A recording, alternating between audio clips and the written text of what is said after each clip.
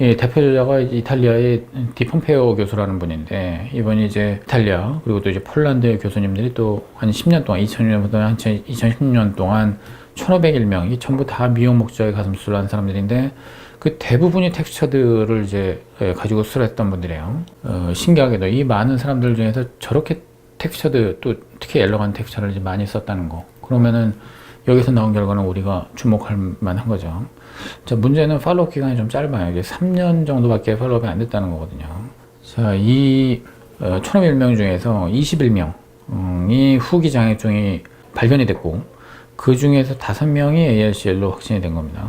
제가 예전에 한번 이제 ALCL 컨센서스, 이제 이건 국제회의 같은 게 이제 열려서 그것이 이제 거기서 이제 토의된 사항들이 논문에 실린 거를 소개드린 적이 있었는데, 그래서 ALCL은 더 이상 레어한 질병이 아니다. 이제 언커먼한 질병이다. 즉, 텍스처드와 관련돼서의 문제인데, 스무스나 아무 상관이 없어요. 이거는 아주 희소한 것이 아니라, 좀 덜 흔한, 이런 것을 표현을 바꾸기로 결정이 됐다는 거예요. 그리고 많은 연구자들이 서두에 말씀드렸지만 미용대 재건의 이제 비율이 거의 삐까삐까하게 나죠. 이거는 뭐냐면은 재건보다 미용술이 건수가 더 많잖아요. 근데 실제로 나오는 케이스 수는 양쪽이 비슷하다고 하는 거는 재건에서 발생률이 훨씬 높다는 걸 의미하는 거거든요. 근데 이제 저자는 그거에 대해서 좀 반박하는 건데, 뭐 미용대 재건이 73대 27로 나왔더라. 그러니까 미용에서 굉장히 많은 건수가 이제 나왔다는 거죠. 미용적인 의미의 유방 확대 수술에서 다 국가에다가 신고하지는 않아요. 그 전체의 통계가 나오기 굉장히 어려워요, 이게. 특히 우리나라에서는 이거 신고 거의 안 돼요, 사실. 그래서 미용술에서는 이제 과소보고, 실제로 이루어진 수술에 비해 가지고서는 보고 자체가 너무 적게 되고, 도대체 몇 개가 수술되는지도 잘 모르겠고, 그리고 추적하다가 누락되는 경우도 많고, 이러니까 이 통계를 믿을 수가 없어지는 거죠. 그래서 미용에 있어가지고서는 과연 이게 적겠느냐. 저자들은 미용에 있어가지고서나 재건에 있어서나 차이가 이제 많이 없이 일어나고 있을 거라고 이제 생각하는 것 같아요. 지금 이 1501건의 케이스는 전부 미용 수술이었었는데, 미용 수술에서도 상당량의 ALCL이 나왔었다. 텍스처드 보험을해서. 자, 이런 면에서 이 연구가 이제 의미를 갖고 있는 거고요. 지금 ALCL이 우리나라에서 지금까지 3건 정도 발견된 것으로 알고 있는데, 자, 미국에서 텍스처드의 사용량이 가장 많았던 시기가 언제냐? 이게 2016년이거든요. 그래서 피크가 2016년이었으면은 잠복 기간, 그러니까 이벤트 프리 타임이라고 하는데, 보형물을 넣고 난 다음에 병이 발병할 때까지 걸리는 시간은 10년 정도를 평균으로 이제 봐요. 물론 안 걸리는 사람들한테 의미가 없죠. 걸리는 사람들은 보니까 평균이 10년이었다는 건데, 그렇다면 ALCL이 가장 많이 발견되는 그런 피크는 2026년경이 되지 않겠느냐. 뭐 이제 이런 얘기도 이제 하고 있어요.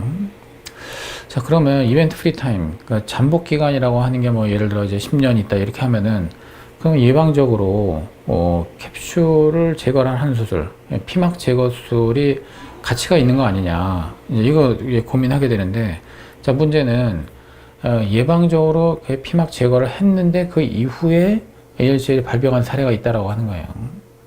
자, 그러면 예방 피막 제거를 한다고 하는 게 그 수술의 그 수술 자체의 어떤 위험성이 또 있잖아요. 뭐 출혈도 되고 하는데, 그 수술을 했다 그래가지고서는 이후에 완전히 안심할 수 있느냐. 그리고 병이 발병한 것도 아닌 사람인데 이거는 텍스처드 보험을 가지고 있다는 그 사실만으로 이 수술을 갖다 끌고 들어가가지고서는 뭐 아무 문제 없이 그냥 잘 살 수도 있는데 하는 거는, 이거는 과연 잘하는 짓이냐. 이게 굉장히 논쟁 중이에요, 사실은. 어쨌든지 정확하게 얘기할 수 있는 거는 예방적 피막 제거가 ALCL을 예방하는 데 있어가지고서는 공로가 있다, 효과가 있다. 자, 이렇게 얘기를 할 근거가 아직 없다는 거죠.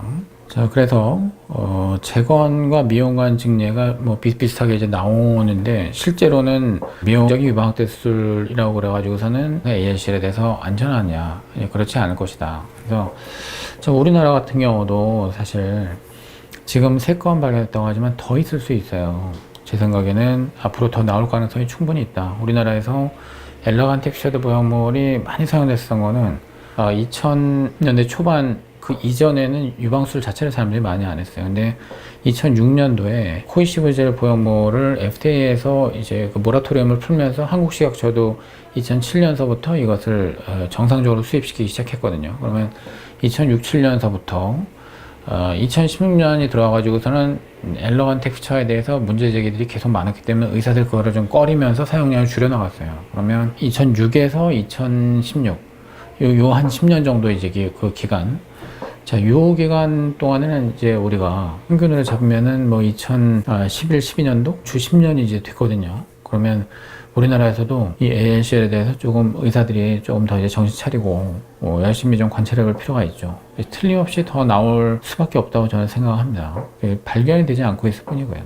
그리고 ALCL은 얘기했듯이 조기에 발견되면은 거의 문제가 없어요. 아무도 안 죽어요, 이거 처음에 발견되면은. 근데 이 병이 피막을 뚫고 넘어갔을 때 유방 실질 조직 사이까지 들어갔다 그러면은 이때서부터는 굉장히 어그레시브하게 이제 인간의 신체를 공격하는 그런 아주 안 좋은 예후를 보이는 암으로 돌변하게 된다는 거죠. 이제 그렇게 되기 전에 발견하는 게 굉장히 중요하다. 그래서 조금만 뭐 장액종이 있는 것 같고 좀 부어오르는 것 같고 뭐 만져지는 것 같고 뭐 이제 이런 그 혹 같은 게 만져지는 것 같고 뭐 이런 게 있으면은 반드시 이제 병원에 가셔야 되고 병원에서는 또 그것을 반드시 검사를 또 해야 됩니다.